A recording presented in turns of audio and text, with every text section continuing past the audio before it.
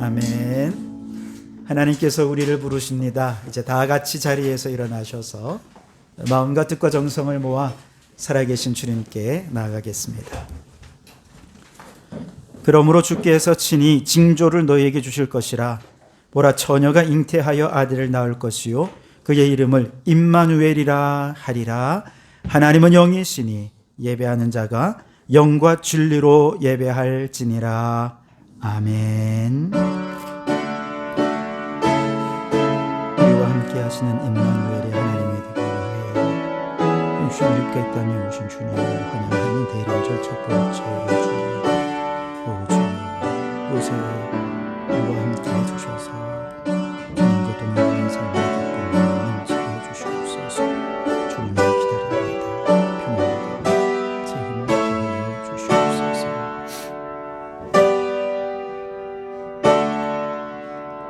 죄인을 구원하시기 위해 낮고 천한 이 땅에 육신을 입고 오시는 주님을 기다리는 대림절 첫 주일에 주님께 예배의 자리로 불러주시니 감사합니다.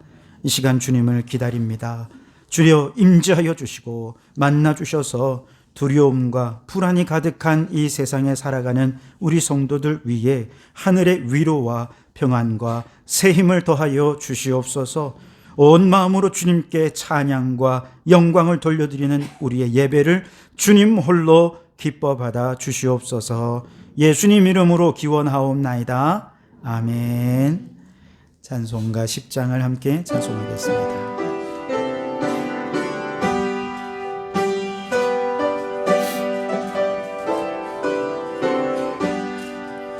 전능왕 오셔서 주 이름 찬송케 하옵소서. 영광과 권능의 성부여 오셔서 우리를 가시려 주옵소서. 강생한 성자여 오셔서 기도를 들으소서. 택하신 백성들 복 내려주시고 거룩한 마음을 주옵소서. 위로의 주성령 오셔서 큰 증거 주옵소서. 전능한 주시여 각 사람 마음에서 떠나지 마시고 계십소서. 성삼위일체께 한없는 찬송을 드립니다. 존귀한 주님을 영광 중배웠고 영원히 모시게 하옵소서.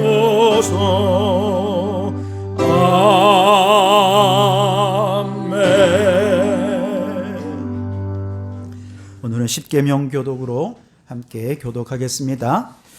나는 너를 애굽 땅 종되었던 곳에서 인도하여 낸 여호와니라. 너는 나 외에는 다른 신들을 내게 두지 말라.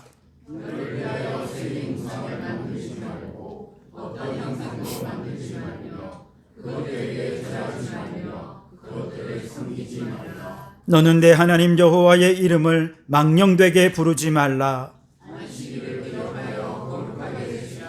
내 부모를 공경하라. 간음하지 말라. 내 이웃에 대하여 거짓 증거하지 말라. 아멘. 이 십계명의 말씀을 계명으로 우리의 삶을 돌아보며 함께 참회의 기도를 드리겠습니다. 사랑과 긍휼이 풍성하신 하나님, 주님을 대망하는 대림절을 시작하며 저희 마음의 죄악을 토해 놓습니다.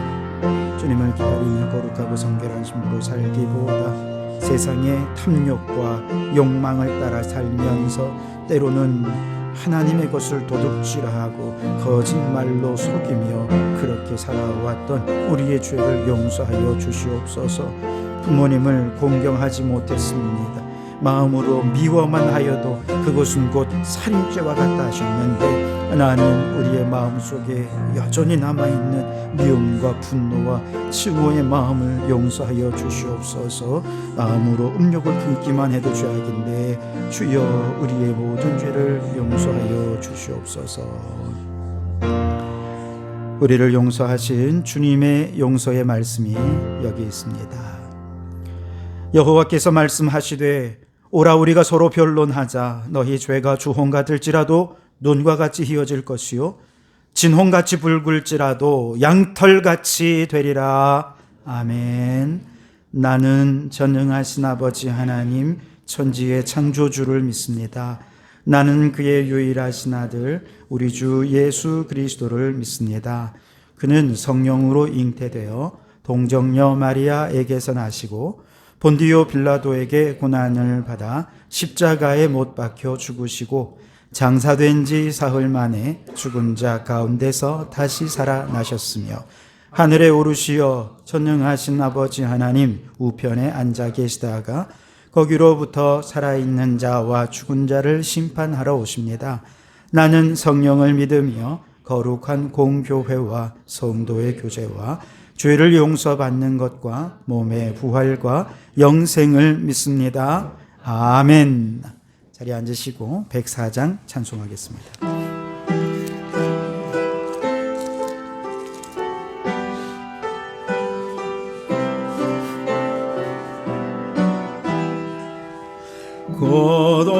거둬소서 임마누엘 오 구하소서 이스라엘 그 포로 생활 고달파 메시아 기다립니다.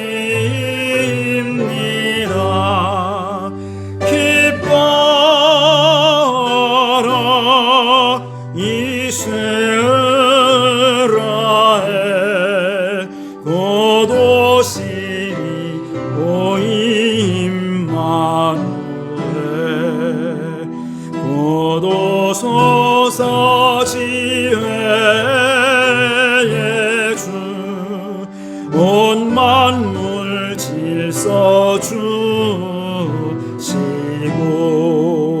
참 진리의 길 보이사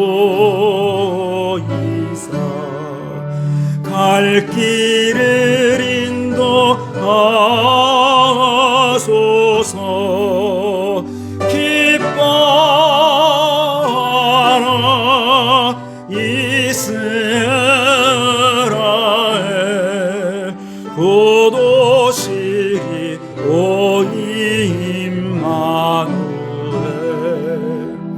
곧 오소서 소망의 주 만 백성 한맘 이루어 시기와 분쟁 없애고 참 평화 채워 주소서. 기뻐라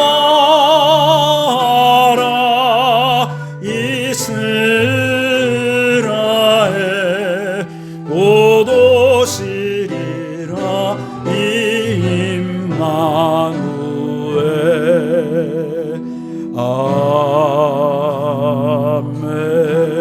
아멘. 성경복 장로님 기도 인도해 주시겠습니다.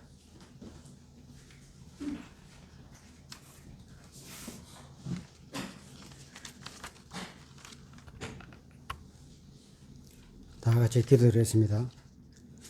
사랑과 은혜와 자비가 풍성하신 하나님 아버지, 하나님의 영광과 예수 그리스도의 은혜가 넘치는 거룩한 주님의 날들 속에서 예정하고 택정된 자들이 영광의 부르심에 순종하여 거룩한 주님께 찬양과 경배와 기도와 예배를 드리려 하심을 감사드립니다. 오늘 주님께 드리는 저희들의 기도와 예배가 주님을 기쁘시게 하며 위로부터 임하는 기름 부음을 통하여 우리의 영적 눈을 열어주시고 듣는 귀를 열어주시어 살아 역사하시는 하나님의 음성을 듣고 경험하는 생명의 시간을 갖게 하여 주시옵소서. 또한 주께 자복하며 회개하는 귀한 영혼들을 기억하시어 모든 죄를 도말하여 거룩을 더듬게 하시고 하나님의 영광으로 충만하게 하여 주시옵소서. 지금도 우리의 더럽고 추악한 세상들을 우리 주 예수 그리스도의 십자가 앞에 내려놓아 사오니 주님께서 소멸하여 주시고 오직 표들을 향하여 달려가는 온전하고 순전한 믿음으로 변화되게 하여 주시옵소서. 주님, 이제 2023년 한 해를 접어가고 2024년을 바라보고 있사오니 금년 한 해 동안 추수하지 못한 모든 것들을 추수하게 하옵시고 연초에 결단하고 기도한 모든 일들이 열매 맺게 하여 주시옵소서. 세상 일이 아니라 하나님의 일로 분주하게 하옵시고 세상 사람이 아니라 하나님을 바라보게 하옵시고 사람의 말이 아닌 주님의 음성을만을 듣게 하여 주옵소서. 아직 전하지 못한 생명의 전파하는 아름다운 입술이 되게 하시고 권능이 발휘되게 하시어 하나님의 나라가 확장되며 교회가 부흥하는 놀라운 표적을 보게 하여 주시옵소서. 특별히 태진자를 작정하고 기도하는 가운데 있사오니 온 성도들이 최선을 다하여 태진자를 섬기며 수고하여 초청일 날 작정한 자들이 주님께로 인도할 수 있도록 성령께서 그들의 발걸음을 인도하여 주시옵소서.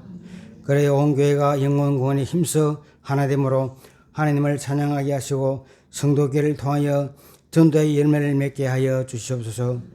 또한 연말이 되면 교회 안팎으로 여러 가지 행사들이 많습니다.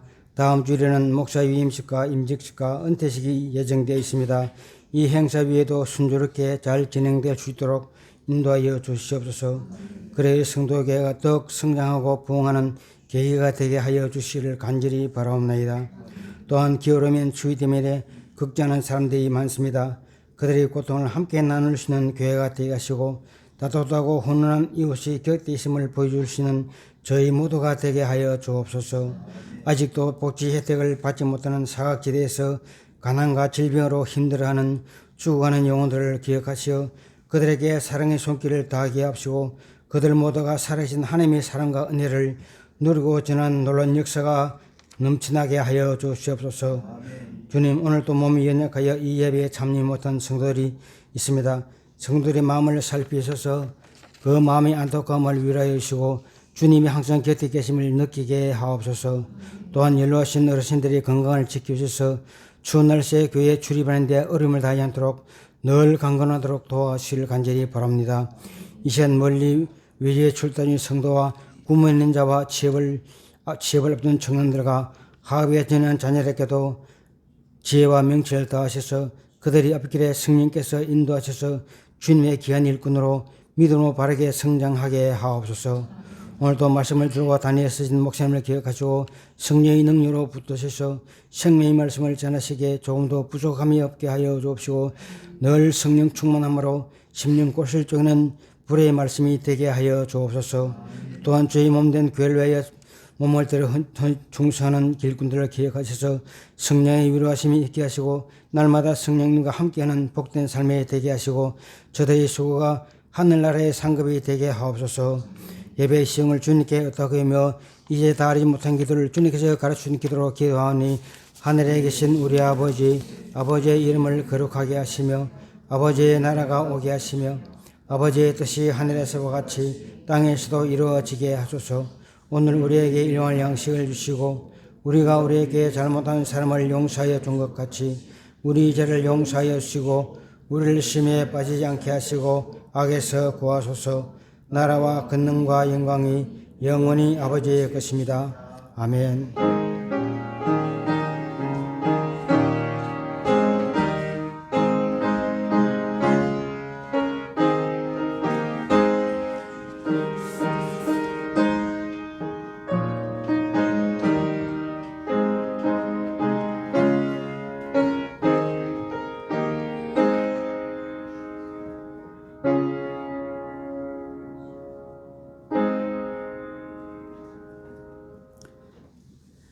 오늘 우리에게 주시는 하나님 말씀은 요한복음 14장 1절에서 6절 말씀입니다.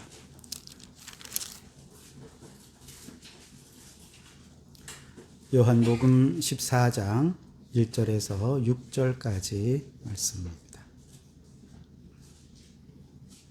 하나님의 말씀을 경청하시기 바랍니다. 제가 봉독하여 드립니다. 너희는 마음에 근심하지 말라. 하나님을 믿으니 또 나를 믿으라. 내 아버지 집에 거할 곳이 많도다. 그렇지 않으면 너희에게 일렀으리라. 내가 너희를 위하여 거처를 예비하러 가노니 가서 너희를 위하여 거처를 예비하면 내가 다시 와서 너희를 내게로 영접하여 나 있는 곳에 너희도 있게 하리라. 내가 어디로 가든지 그 길을 너희가 아느니라. 도마가 이르되 주여 주께서 어디로 가시는지 우리가 알지 못하거늘 그 길을 어찌 알겠사옵나이까. 예수께서 이르시되 내가 곧 길이요 진리요 생명이니 나로 말미암지 않고는 아버지께로 올 자가 없느니라. 아멘. 샬롬 중창단 찬양으로 하나님께 영광을 돌려드리겠습니다.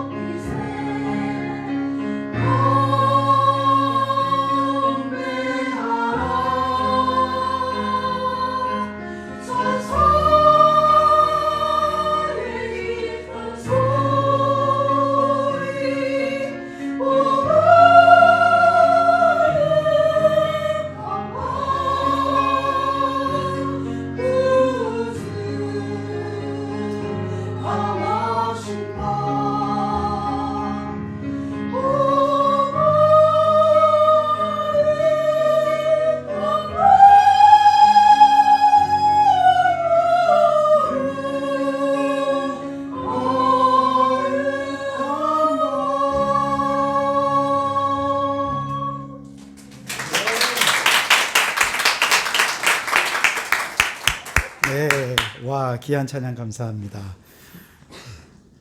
우리 옆에 계신 분들이랑 함께 인사 나눌까요? 우리 주님이 당신을 위해 이곳에 찾아오셨습니다. 네, 어느 누구가 아니라 오늘 우리를 위해 주님이 이 땅에 오셨습니다. 어제는 우리 겨울을 준비하면서 김치 담그는 김장 행사가 있었습니다. 목요일부터 우리 강유선 집사님하고 또 사모님하고 또 우리 최인성 권사님하고 이렇게 시장 봐서 또 양념 만들고 물 빼고 뭐 이렇게 했다가 어제는 또 많은 분들이 오셔가지고 우리 손수민 집사님 같은 경우는 가게도 문 닫고 오시고 이렇게 많은 분들이 정말 희생하면서 이렇게 오셔서 정말 서로 척척 손이 맞게 즐겁게 김장을 잘 했습니다. 뭐 오고 가면서 여러분 우리 카페에 보면 사진을 올려놨는데요. 그냥 연신 웃음이 떠나지를 않습니다. 즐겁게 웃으면서 김장을 잘 마무리했고요. 김장이 끝난 다음에는 우리 또 남선교회에서 저 옥상에다가 이제 자리를 마련해서 숯불에다가 고기도 굽고 어묵탕에 또 석화까지 이렇게 준비해 가지고요. 정말 그야말로 멋진 잔치가 되었습니다. 수고해 주신 또 모든 분들께 진심으로 감사를 드립니다. 우리가 이렇게 주의 일을 하는 김장뿐만 아니라 주님의 일이 그저 몇몇 사람만 지치고 힘들어하는 그런 행사가 아니라 모두가 함께 흥겨워하고 즐겁게 주님의 일을 하니까 이렇게 행복하구나 라는 것을 함께 느낄 수 있도록 여러분 함께 기도하며 무슨 일이든 잘 참여해 주시면 감사하겠습니다. 오늘부터 이제 아기 예수님의 탄생과 그리고 다시 오실 예수님을 기다리는 대림절이 시작이 됩니다. 주님 맞을 준비를 하면서 온 교회가 축제처럼 이 대림절 기간을 보냈으면 좋겠어요. 성찬을 준비하면서 매주마다 기관별로 모여서 찬양 연습하고 이번에 여전도회는 연극을 준비한다는 것 같던데 뭐 연극을 준비하고 여러 가지로 준비하면서 그냥 서로 교제를 나누고 웃음소리 가득하고 또 그러다가 또 서로를 위해 기도해주는 은혜로운 소리가 가득한 그런 대림절 기간이 되었으면 좋겠습니다. 특별히 다음 주는 일꾼을 세우는 행사도 있고 또 성탄절에는 태신자를 초청해서 달란트 잔치를 벌이는 그야말로 잔치가 연말까지 계속해서 준비가 되어 있습니다. 그 어느 때보다 풍성한 이 대림절 기간이 될 수 있었으면 좋겠습니다. 대림절은 말씀드린 대로 기다릴 때에 임재하다 할 때 임자를 써서 임재하실 주님을 기다린다라는 뜻입니다. 그런데 여기엔 두 가지 뜻이 있어요. 말씀드린 것처럼 2000년 전 예수님께서 아기 예수님으로 이 땅에 오시는 그 주님을 기다리는 저 동방박사나 혹은 양치는 목자들이나 그런 주님을 기다리던 사람들의 그 기다림을 재현하는 것이고요. 또 하나는 이제 장차 다시 오실 예수님, 종말에 재림하실 예수님을 기다리는 기다림의 절기입니다. 오늘 우리가 읽은 요한복음 14장 2절 말씀에 보면 예수님께서 이렇게 말씀하십니다. 내가 너희를 위하여 거처를 예비하여 가노니 라고 말씀을 하시죠. 예수님께서 십자가를 지시고 장사 지낸 바 되었다가 3일 만에 부활하십니다. 그리고 40일 만에 다시 승천하십니다. 그리고 지금 예수님은 어디에 계십니까? 하나님 보좌 우편에 앉아 계시죠. 주님은 그곳에서 무엇을 하십니까? 우리의 거처를 예비하고 계신다고 말씀을 하십니다. 그리고 그 거처 준비가 다 끝나면 우리를 위하여 다시 오셔서 우리를 아버지의 집으로 영접해 주시겠다고 약속해 주셨어요.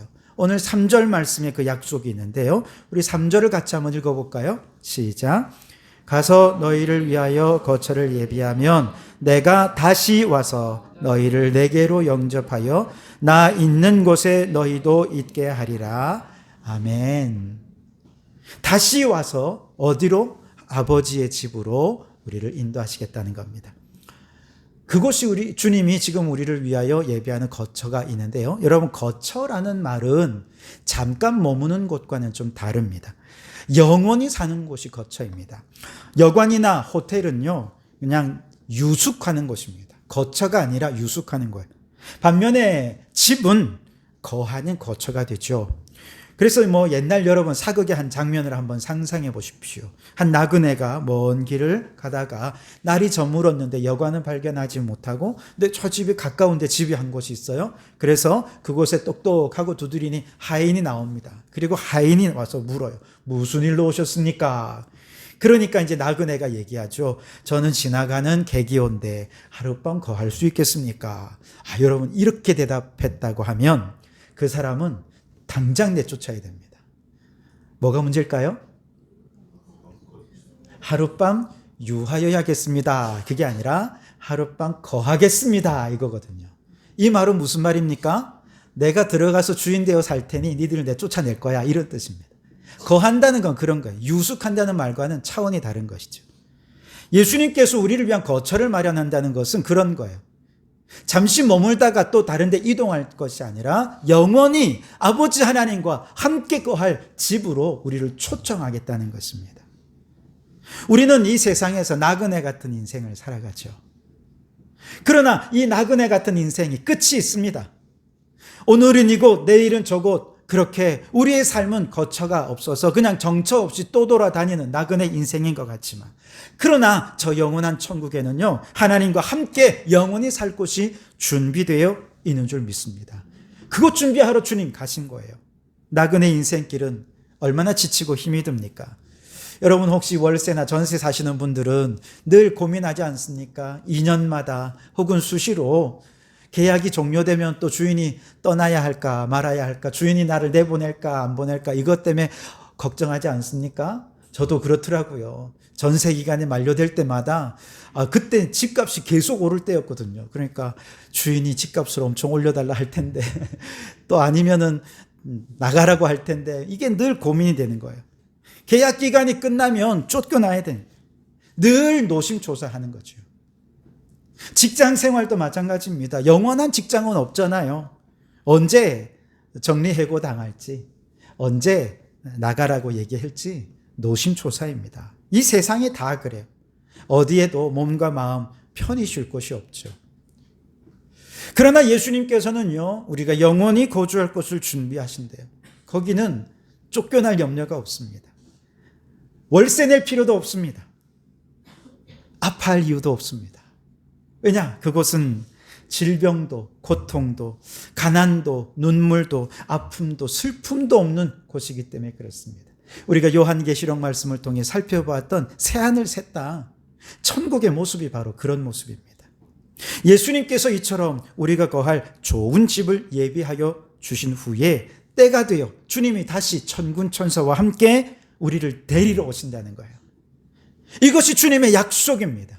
우리는 그 약속을 따라 주님의 재림의 날을 기다리게 되는 것이죠. 자, 그런데 2000년 전에 아기 예수님의 탄생과 종말에 다시 오실 예수님의 재림 사건은 두 사건이 아주 밀접하게 연결이 되어 있습니다. 왜냐하면 천국에 들어갈 유일한 한 가지 조건이 있는데, 그것은 우리가 하나님의 자녀가 되는 것입니다. 아버지 집에는 손님이 들어가지 않습니다. 자녀가 들어가는 것이죠.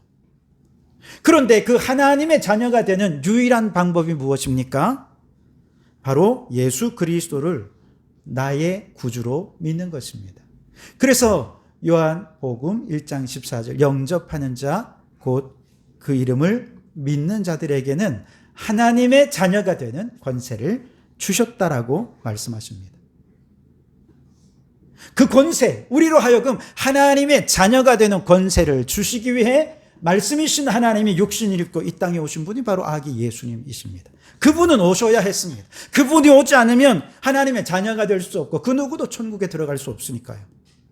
그리고 예수님께서 재림하시는 그날에 바로 그 예수님을 믿고 영접해서 하나님의 자녀가 된 그 사람을 아버지 집 천국으로 인도해 주시는 것이죠. 예수님의 초림은 죄인을 구원하여 하나님의 자녀 삼으시는 것이라고 한다면 예수님의 재림은 죄인과 악인을 분리하여 천국으로 이끌어 가시는 그것이 예수님의 재림의 목적인 것이죠. 그래서 아직 하나님의 자녀가 되지 못한 불신앙의 사람들에게는 예수님이 반드시 오셔야 천국 길이 열리기 때문에 아기 예수님의 탄생을 간절히 기다리고 기다리지 않을 수가 없습니다. 또 하나, 이미 예수님을 믿고 하나님의 자녀가 된 성도들은 하나님의 자녀로 살아가는 이 땅의 삶이 너무나도 힘들어요. 악한 사단마귀의 공격이 있고 박해가 있고 핍박이 있고 말씀대로 믿음으로 살아가는 삶은요 너무나도 고달프고 피곤하고 고통스럽고 쉴 곳 없는 삶이기에 예수님이 다시 오셔야 저 영원한 천국에서 영원토록 평안한 쉼을 누릴 수 있거든요. 그래서 우리는 주님 빨리 오십시오. 정말 이 전쟁 많은 이 세상, 정말 불안한 이 세상 더 못 살겠습니다. 우리를 저 영원한 천국에 영원한 평안으로 이끌어 주십시오. 그래서 주님을 기다리게 되는 것이죠. 기다림은 고통스럽고 힘겹지만 그러나 우리에게 한 가지 희망은 혼자가 아니라는 것입니다. 기다리는 사람이 나 혼자면 진짜 올까 안 올까 걱정도 되고 여러분 저 정거장에서 버스가 오면 요즘이야 뭐 버스가 뭐 몇 분 남았습니다. 어디쯤 왔습니다. 다 알려주잖아요. 옛날에는 그런 게 어디 있어요. 시간에 맞춰 오는 법도 없고요. 오는지 안 오는지도 몰라요. 근데 어느 순간 갔대 또. 얼마나 그래서 버스 기다리면서 오나 안 오나. 그런데 옆에 계시는 분이 나하고 똑같은 차를 타. 그러면 이 사람 안 갔으면 다 더 기다려도 되는구나. 근데 이 사람이 없어졌어. 그럼 차가 먼저 떠난 거예요. 같이 기다리는 사람이 있다는 것은요 얼마나 큰 위안이 되는지 몰라요. 어제 겨울 준비하면서 김장을 하는데 그 김장을 잔치하듯이 즐겁게 대화하며 은혜 나누며 그렇게 하니까 너무너무 기다림이 즐겁잖아요. 김장하는 게 재밌잖아요. 마찬가지로 주님 오실 날을 기다리면서 우리도 주님을 기다리는 그 시간 동안 성도들이 함께 은혜를 나누고 서로 삶을 나누고 서로 위로하고 격려하면서 잔치하듯 즐겁게 주님을 기다리는 이 대림절의 기간이 되기를 주님의 이름으로 축원합니다. 자, 오늘 말씀에 보면 이제 예수님께서 이제 천국길 가시기를 준비하신다라고 얘기합니다. 그런데 천국으로 가는 길이 되실 예수님을 지금 눈앞에 둔 이 제자들이요 예수님께서 내가 천국 길을 예비하러 간다라고 얘기하십니다. 그러나 도마가 얘기해요. 주님 어디로 가시는지 우리가 알지 못하는데 어떻게 우리가 그 길을 알겠습니까? 라고 얘기를 하죠. 아직도 구원의 길을 알지 못한다는 것이죠. 그러자 예수님께서 다시 한번 예수님 자신이 아버지께로 가는 길이 된다, 천국의 길이 된다는 것을 알려주시면서 그 유명한 예수님의 자기 고백이 있죠. 6절 말씀을 우리 같이 한번 읽어보겠습니다. 시작. 예수께서 이르시되 내가 곧 길이요 진리요 생명이니 나로 말미암지 않고는 아버지께로 올 자가 없느니라. 아멘. 내가 곧 길이요 진리요 생명이니 예수 그리스도로 말미암지 않고는 아버지 집에 들어갈 사람이 아무도 없다는 것입니다. 여러분 우리가 기다리는 그 예수님 어떤 분이십니까? 아버지께로 가는 유일한 길이 되신다는 거예요. 오랜 세월 우리의 죄는 천국으로 가는 길을 가로막고 있었습니다. 천국으로 가는 길을 가로막는 것이 무엇이라고요? 죄가 가로막고 있습니다. 이 죄의 장애물을 뛰어넘을 수 있는 사람이 없어요. 그래서 천국에 갈 수가 없는 거예요. 그래서 하나님께서 이 장애물을 제거해 주시는 하나님의 지혜, 하나님의 방법으로 바로 예수님의 대속이라는 방법을 우리에게 주셨습니다. 여러분, 대속이라는 말이 좀 어렵죠. 대신 속해준다라는 뜻인데, 이 속한다라는 한자어가 굉장히 중요한 복음의 메시지를 담고 있습니다. 우리가 보통 속죄라거나 속량이라거나 구속이라거나 대속이라는 표현을 성경에서 많이 보지 않습니까? 이런 표현을 많이 쓰는데요. 한양대 인문학부에 있는 서신의 교수님이 최근에 쓴 책이 뭐냐면 단어를 알면 복음이 보인다라는 그렇게 두껍지 않은 책이 있어요. 여러분 기회 되시면 한번 사서 읽어보십시오. 이 책 속에 속이라는 한자의 쓰임에 대해서 설명을 해주고 있습니다. 자, 한번 넘겨주실까요? PPT를 보시면 속이라는 단어는요, 조개패변에 팔매라는 단어가 붙어서 합성된 단어입니다. 옛날에는 이 조개가 화폐로 사용이 됐거든요. 그러니까 이 화폐가 서로 매매가 되는 것이니까 값을 지불한다라는 뜻이 바로 속이라는 말의 의미입니다. 이 단어를 쓰기 시작하고 우리 성경이 번역되는 그 시절은 대한제국에서 일제강점기로 넘어가던 시대입니다. 그 시기를 한번 생각해 보십시오. 그 시기에는 사람들이요, 돈을 주고 값을 치러서 천안신문에서 신분이 상승되는 그런 일들이 있었습니다. 양민의 신분이 되고 양반이 신분이 되기도 했습니다. 그리고 어떤 사람은 죄인이었던 사람이 값을 치르고 자유인이 되는 사람들도 있었습니다. 신분이 변화되는, 값을 치르고 신분이 변화될 때 이것을 몸값이라고 얘기하고요. 또 값을 치르고 죄인이 자유자가 되는 것은 죄값을 치렀다, 이렇게 표현하는 것이죠. 중요한 것은 이때 값을 치를 때는 반드시 하나의 원리가 있는데 등가성의 원리라는 것입니다. 죄의 크기에 걸맞는 값을 치루어야 이 죄가 속함을 받을 수가 있다는 것이죠. 신분이 변화되려면, 그 종이었던 사람이 양민이 되려면 그 사람의 나이와 그 사람의 성별에 걸맞는 값을 치러야 돼요. 예를 들면 돈을 훔쳤어요. 그러면 훔친 것만큼의 값을 치루어야 이게 속죄가 되지 않겠습니까? 살인자는 무엇으로 이 죄를 갚을 수 있습니까? 이건 사형으로만 죄를 갚을 수 있습니다. 등가성의 원리죠. 만약에 이 등가성의 원리가 깨어지면 어떻습니까? 사람들이 불만이 생기죠. 저 사람은 돈이 많아가지고 이렇게 큰 죄를 범했음에도 불구하고 사람들이 봐준단 말이죠.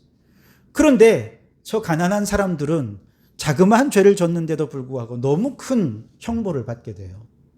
그래서 우리 예전에 유전무죄, 무전유죄 뭐 이런 표현이 나오지 않았습니까? 불의한 세상이 되는 것입니다.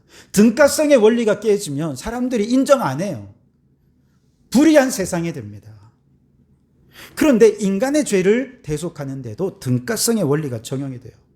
여러분, 사람이 지은 죄의 크기에 합당한 만큼의 대속이 필요하다는 것이죠. 대가가 치러져야 자유함을 얻을 수 있어요. 그런데 여러분, 우리가 범한 죄의 크기는 어느 정도입니까? 이건 죽음으로도 대속할 수가 없는 죄입니다. 그만큼 우리의 죄는 커요. 그런데 이 세상 그 누가 남의 죄를 대신하기 위해서 나 자신을 대속물로 주겠습니다, 나 대신 저 사람 대신에 내가 죽어주겠습니다 할 사람이 누가 있겠습니까? 혹시 그런 사람이 있다 하더라도 내 죄의 문제도 스스로 감당하기 어려운데 남의 죄까지 내가 대신 짊어질 수 있겠습니까? 불가능한 거죠. 그렇다면 우리의 죄의 문제를 해결하는 유일한 방법은 하나님밖에 없는데, 하나님은요, 죄를 담당할 능력이 있으셔요. 하나님은 사랑이시기에 얼마든지 우리의 죄를 담당하고 싶은 마음이 있습니다. 그런데 하나님에게 어떤 문제가 있느냐? 하나님은 공의의 하나님이시기 때문에 하나님과 죄는 함께 할 수가 없어요. 하나님이 죄를 짊어질 수가 없다는 거예요. 그런데 하나님이 인간의 죄를 짊어지려면 유일한 한 가지 하나님의 지혜와 방법이 있는데, 하나님이 인간의 몸을 입고 이 땅에 오시는 것밖에 없어요.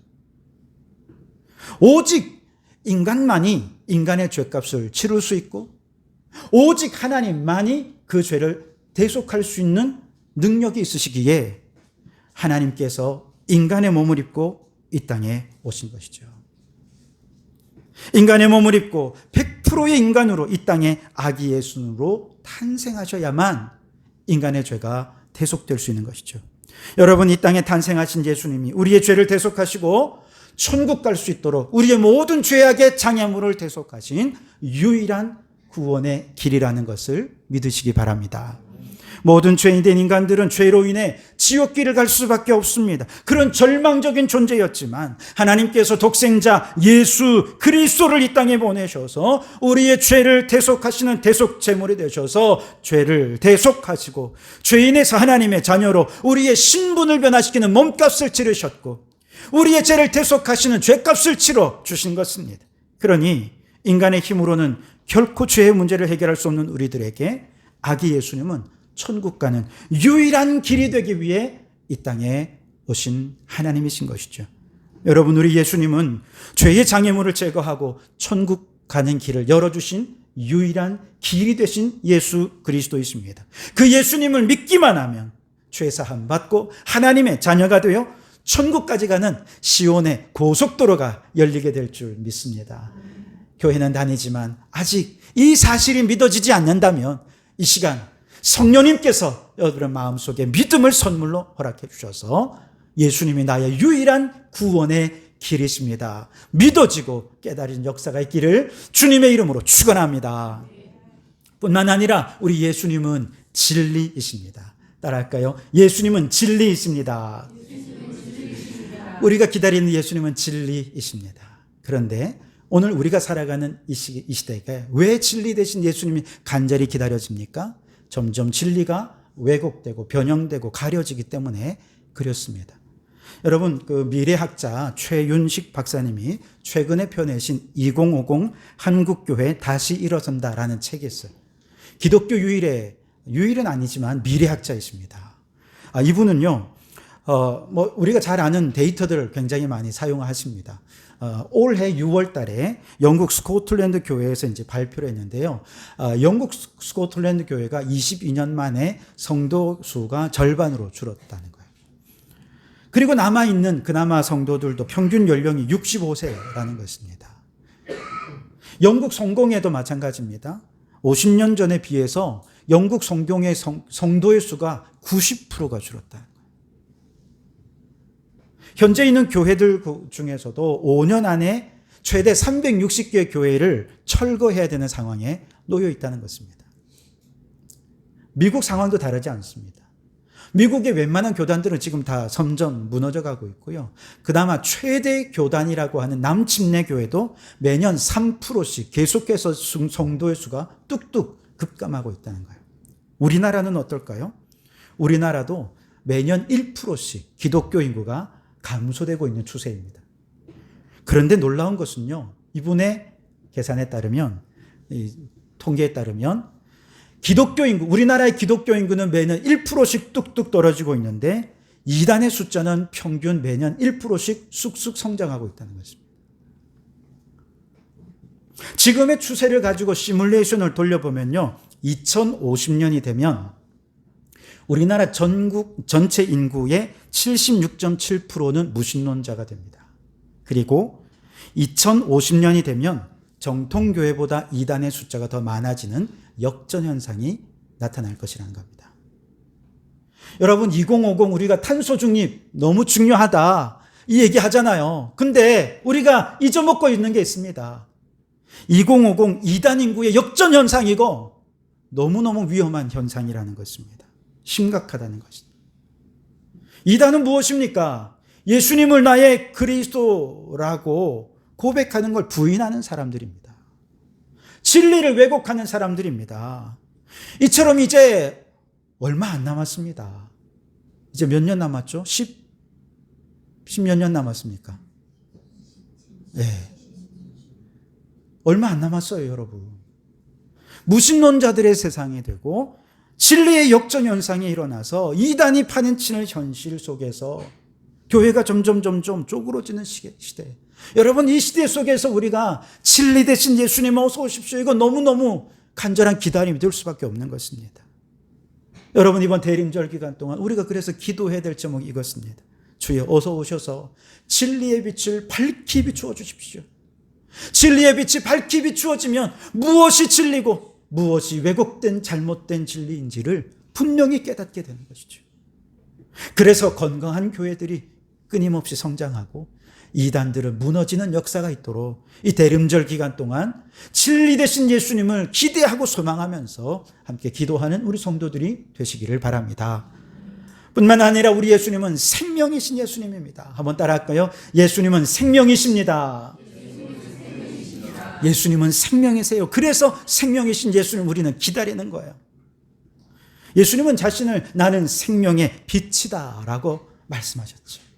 요한복음에서 예수님은 나는 생명의 떡이다 라고 말씀하셨습니다. 누구든지 목마르거든 내게로 와서 마시라. 나를 믿는 자는 성경의 이름과 같이 그 배에서 생수의 강이 흘러나리라. 예수님은 끊임없이 우리에게 생명을 공급해 주시는 분으로 이 땅에 오셨습니다. 그래서 누구든지 예수님을 믿고 예수 그리스도 안에 거하면 생명의 능력을 얻게 되죠.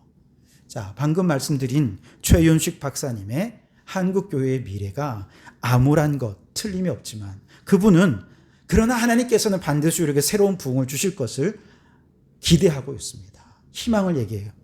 이분은 우리 한국교회가 세 시기의 부흥의 시기가 있었다는 것입니다. 첫 번째 부흥의 시기는 평양 대부흥의 역사죠. 평양 대부흥의 역사는요, 회개와 말씀 운동이었습니다. 모든 것은 말씀 사경회로부터 시작이 되었고요. 말씀 사경회 때 회개의 역사가 일어났고요. 그리고 그렇게 변화된 회개는 단순히 그냥 교회 안에서 회개합니다가 아니라 삶이 변하는 거예요. 도둑질한 사람은 자기가 훔쳤던 거 사람들이 회개한 다음에 돈을 다시 돌려줘요. 누가 훔쳤다 그러면 훔친 거 다시 갖다 주고요. 너 이거 왜 갖고 왔어요? 그러면 제가 훔쳤는데요. 예수님께서 저에게 회개의 마음을 주셔서 갖고 왔습니다. 이러니까 평양이 예루살렘이 된 것입니다.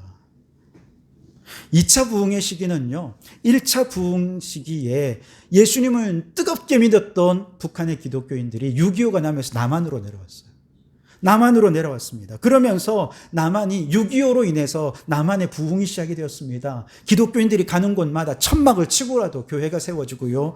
천막을 치고라도 그곳에서 예배가 드려지는데 그곳에서 신유의 역사, 축사의 역사, 성령의 역사, 기도원의 역사, 너무나도 많은 역사들이 나타나서 바로 그 시기가 부흥의 2차 시기였다는 거예요. 세 번째 부흥의 시기는 1970년대 우리나라 인구가 성장하고 경제가 급성장하던 그 시기와 맞물려서 교회도 함께 부흥을 했습니다.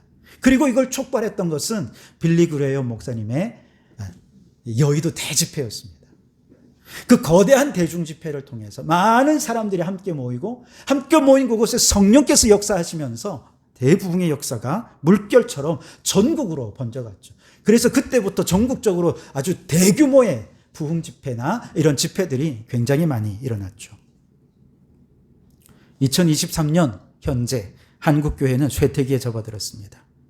교회는 생명력을 점점 잃어가는 상황이지만 그러나 여전히 하나님께서는 한국교회를 위해 마련해 주신 새로운 부흥의 기회를 예견해 두고 계십니다. 이 최윤식 박사님은요, 우리 한국교회 대부흥의 역사는 지금 이제 3차 시기까지 부흥이 있었잖아요. 4차, 5차 부흥이까지 두 번의 부흥의 대시기가 있을 거라고 예견하고 있습니다. 마지막 한국교회 부흥의 시기는 통일과 더불어 올 것이라고 예견하고 있습니다. 통일의 때를 준비해야 되는 것이죠. 그런데 그 전에 그 통일의 때를 준비하며 한국교회가 먼저 네 번째 부흥의 시기를 맞이할 거라는 거예요. 네 번째 부흥의 시기는 크게 세 가지 개혁으로 이루어집니다. 첫째는 예배와 말씀의 개혁입니다. 그 옛날 종교개혁도 역시 예배의 개혁이었고 말씀의 개혁이었거든요. 오늘 이 시대에 다시 한 번 더 말씀과 예배의 개혁이 있어야 됩니다. 뜨거워진 예배로 하나님 앞에 무릎 꿇고 기도하는 기도의 용사들이 끊임없이 일어나야 됩니다. 두 번째는 교회의 공공의 역할들을 회복해야 됩니다. 대사회적인 역할들 말이죠. 교회 안에서만 교회가 아니라 세상 속에 교회가 구제하고 섬기고 나누고 베풀고 그러한 사회적으로 선한 영향력을 끼치는 교회의 선한 역할들을 회복해야 돼요. 그리고 세 번째는 교회의 공동체성을 회복해야 한다는 것이죠. 점점 파편화되고 개인화되는 이 시대 속에서 교회 안에 거룩한 공동체가 회복될 때 사람들은 교회로 나와 위안을 받고 교회 안에서 하나됨을 이루면서 저들의 삶의 소망과 위로를 얻게 될 거라는 것입니다.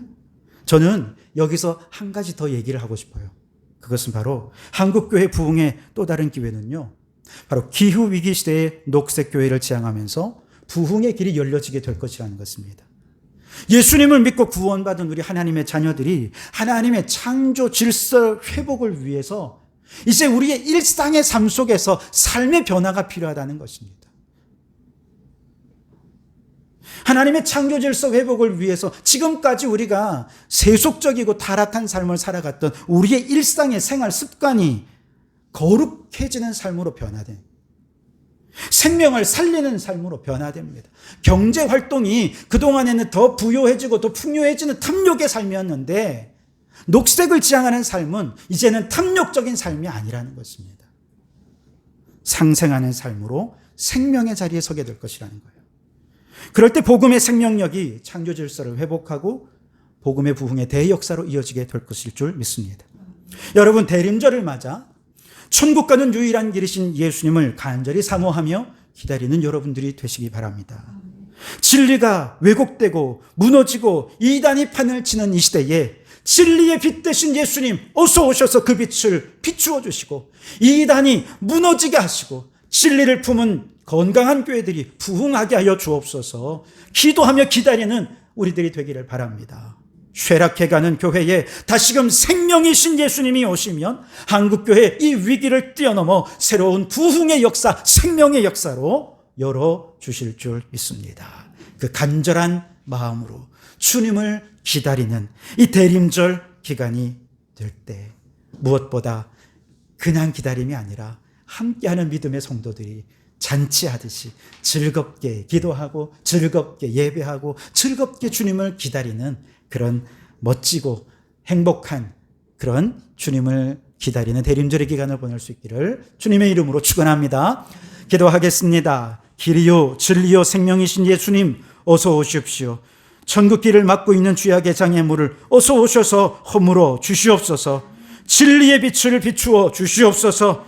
한국교회가 다시금 생명력 넘치는 부흥을 맛보게 하여 주시옵소서. 예수님 이름으로 기도하옵나이다. 아멘.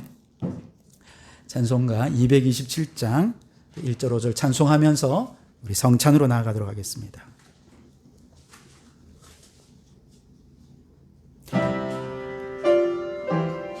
우리 자녀님들 나오셔서 준비해 주시면 감사하겠습니다. 주 앞에 성찬 받기 위하여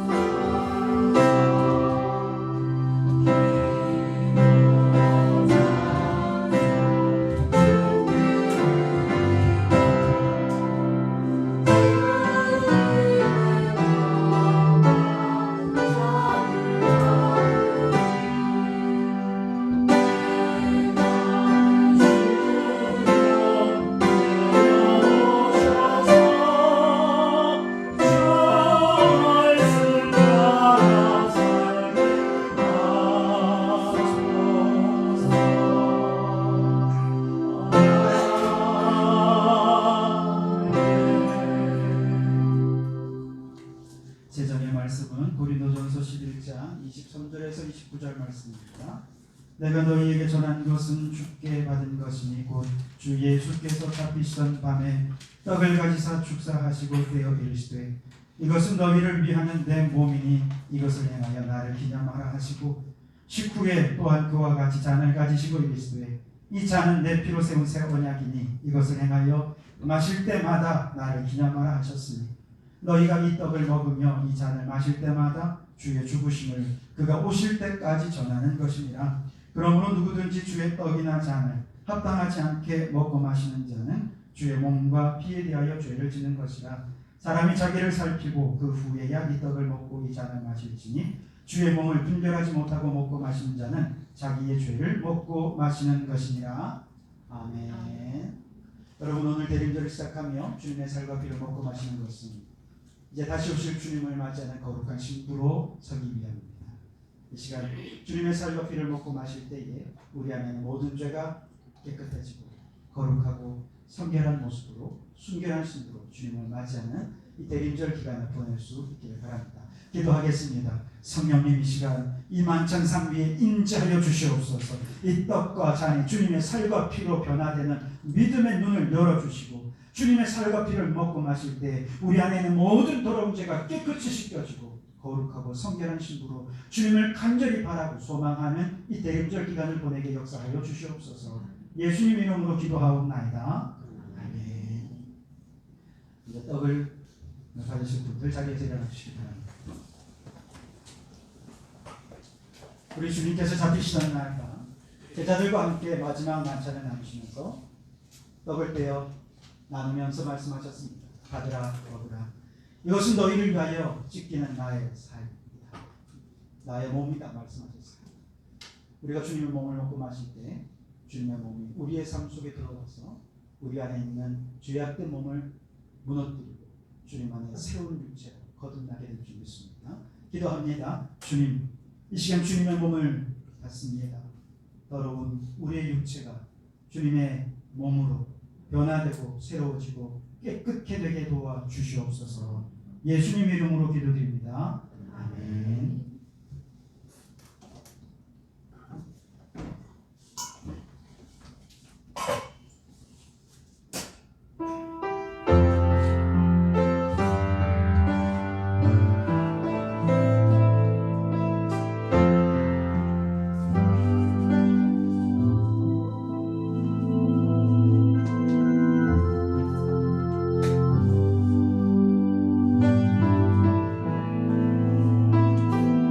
예수께서 이르시되 나는 생명의 떡이니 내게 오는 자는 결코 줄이지 아니할 터이요 나를 믿는 자는 영원히 목마르지 아니하리라.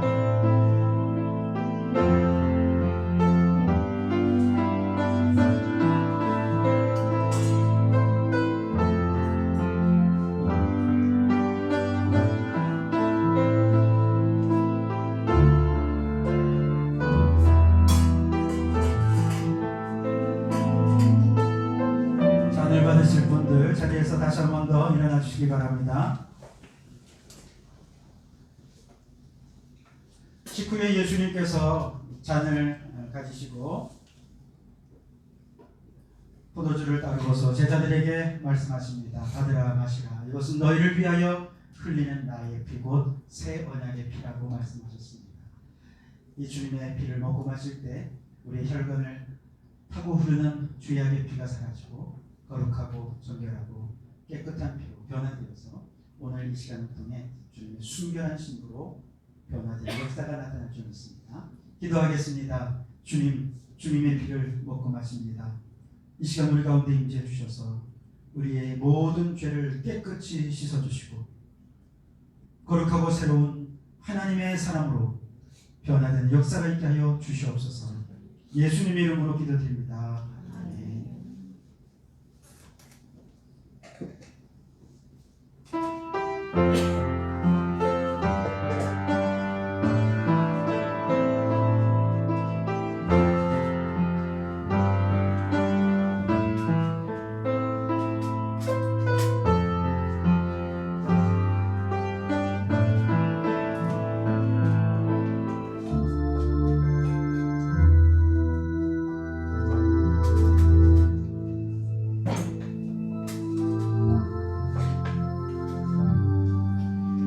우리는 그리스도 안에서 그의 은혜의 풍성함을 따라 그의 피로 말미암아 속량 곧 죄 사함을 받았느니라. 이는 그가 모든 지혜와 총명을 우리에게 넘치게 하사 그 뜻의 비밀을 우리에게 알리신 것이요 그의 기뻐하심을 따라 그리스도 안에서 내가 찬 경륜을 위하여 예정하신 것이요 하늘에 있는 것이나 땅에 있는 것이 다 그리스도 안에서 통일되게 하려 하시니라.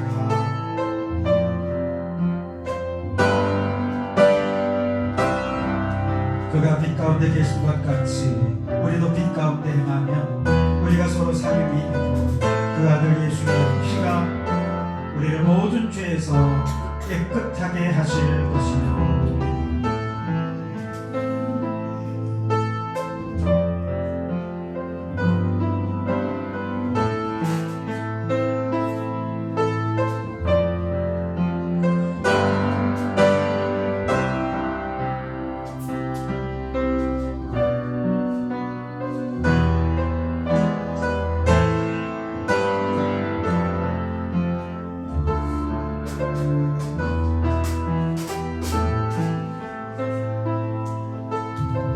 특별한 신부로서 다시 오실 주님을 기대하며 우리 마라나타 함께 찬양하며 준비한 예배를 드리겠습니다.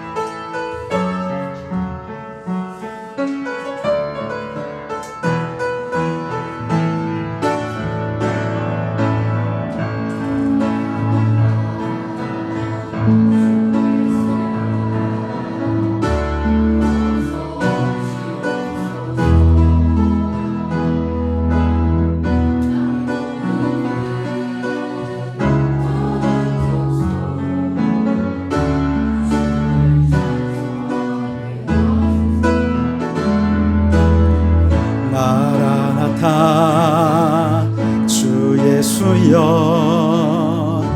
어서 오시옵소서.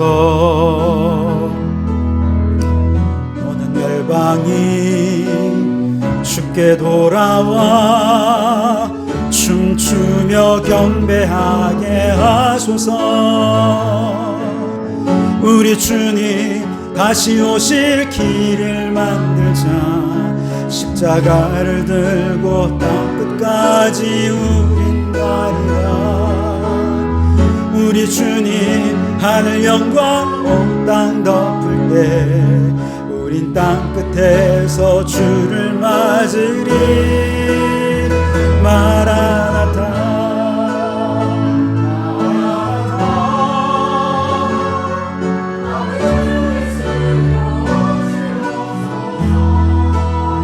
마라나타 마라나타 아멘. 주 예수여 오시옵소서.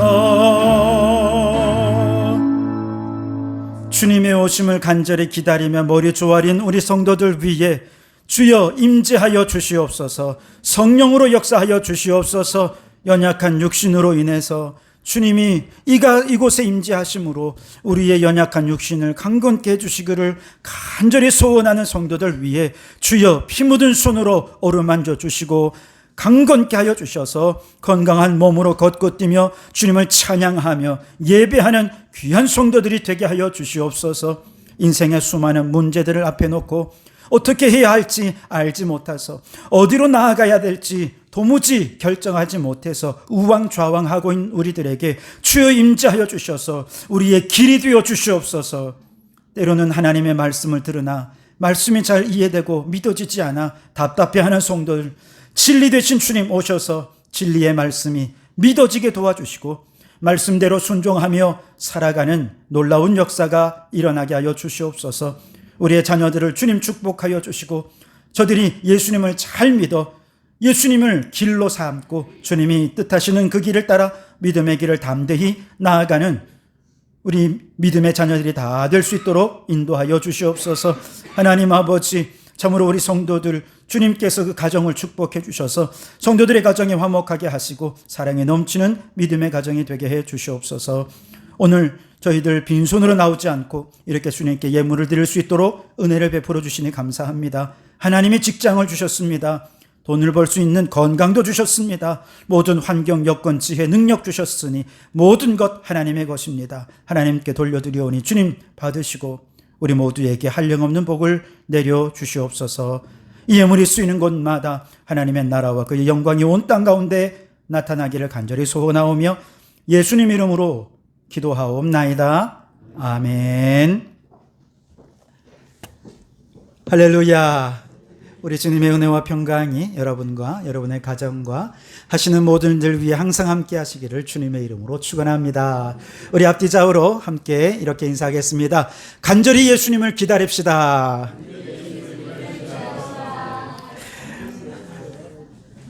몇 가지 광고를 드리겠습니다. 대림절 주님의 탄생과 다시 오실 주님을 간절히 기다리는 절기로 보내시기 바라고요. 그리고 오늘 오후 예배는 전통 예배로 드리는데 예배와 함께 다음 주일 있을 우리 행사를 준비하는 또 역할을 분담하고 또 함께 의논하는 그런 시간도 좀 가지려고 합니다. 오후에 여러분 빠짐없이 참여해 주시는데요. 잠깐 한번 좀 넘겨주시면 네, 글씨가 작아서 잘 안 보이시죠? 카톡에다가 올려드리긴 했는데 우선 팀장님들은 주차 안내는 최재철 집사님, 예배는 이병훈 장로님, 또 실내 안내는 성경남 권사님, 그리고 손님 접대하는 것은 손수민 집사님이 팀장이 되셔서 전체적으로 진행해 주시면 되겠습니다. 그리고 여러 역할들 하시는 부분들이 있는데요. 여러분들 그 카톡을 다 보시죠. 여러분의 이름이 있는 곳에서 함께 봉사해 주시면 되겠습니다. 우리 임직자들 외에 다른 분들은 정장을 입고 참여하셔서 각자의 역할들을 잘 감당해 주시기를 부탁을 드리겠습니다. 그래서 내일 그 점심 먹고 할 일이 여러 가지가 많이 있는데요. 좀 더 자세한 내용은 오후에 함께 나누도록 하겠습니다. 다음 주일은 우리 교육부 주간 예배를 드리겠습니다. 우리 어린이부터 우리 청년들까지 주일 예배를 지금 준비하면서 열심히 매주마다 연습하고 있거든요. 내년부터는 2개월에 한 번씩 우리 교육부 아이들이 주관하는 예배를 드릴 거예요. 그래서 아이들이 이렇게 예배를 주관하면서 그냥 어른들만의 예배가 아니라 우리 아이들도 이 예배의 주인공이다 하는 것을 함께 느끼고 이 예배에서 그냥 구경꾼이 아니라 이 예배를 통해 하나님을 만나는 은혜가 있도록 함께 기도해 주시면 감사하겠습니다. 네, 그리고 태신자 전도에 여러분 계속 힘써 주시기를 부탁을 드리겠습니다. 그리고 원래 오늘, 어제 김장에 수고해 주신 모든 분들께 다시 한번 감사를 드리고요. 원래 오늘 이제 중보기도집이 나와야 되는데, 지난번까지는 제가 기도를 그냥 만들어서 대충 이렇게 올렸거든요. 근데 이번에 3분만 저한테 기도 제목을 보내주시고, 다들 많이 안 보내주셔서 한 주만 더 기다리겠습니다. 그래서 다음 주 한 주간 동안 기도 제목을 좀 구체적으로 또 태신자를 위해서 좀 여러 가지 기도 제목을 보내주셔서 우리 성도들이 함께 기도로 교제하는 것입니다. 그냥 중보기도집 만드는 거 그냥 내팽개두지 마시고 같은 기도 제목으로 한 달 동안 기도하는 것은 온 성도들이 영적으로 기도로 하나가 되는 것입니다. 굉장히 중요한 일입니다. 그러니 여러분 많이 참여해 주시고 구체적으로 기도 제목을 적어주시면 감사하겠습니다. 네, 다른 광고주를 참조해 주시고요. 다 같이 자리에서 일어나셔서 찬송하시겠습니다.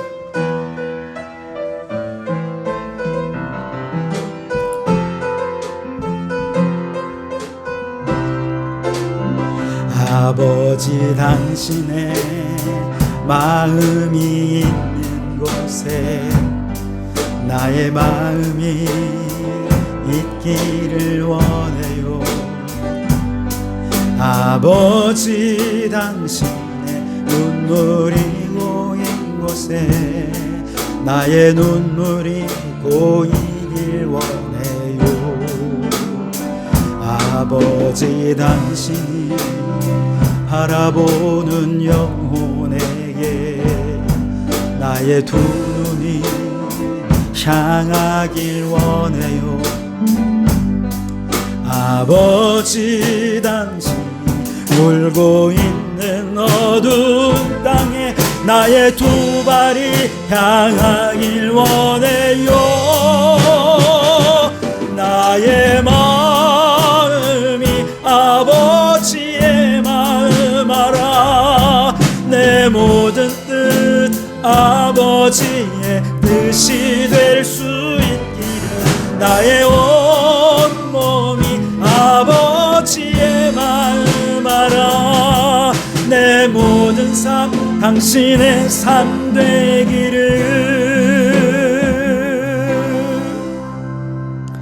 이제는 우리 주 예수 그리스도의 은혜와 아버지 하나님의 극진하신 사랑하심과 성령님의 감동 감화 충만 역사 교제하심이 우리의 천국 가는 길이 되시고 진리가 왜곡된 세상에 진리의 빛을 밝히시며 쇠락한 교회를 소생케 하실 예수님을 기다리되 온 교회가 잔치하듯 기다리며 그 기다림의 끝에서 큰 부흥을 보기를 소원하고 결단하는 우리 모든 성도들 머리머리 위에 그 가정과 생업 위에 우리에게 허락해 두시니 창원도 성과 나라와 민족 위에 지금부터 영원토록 함께 하옵시기를 간절히 축원하옵나이다. 아멘.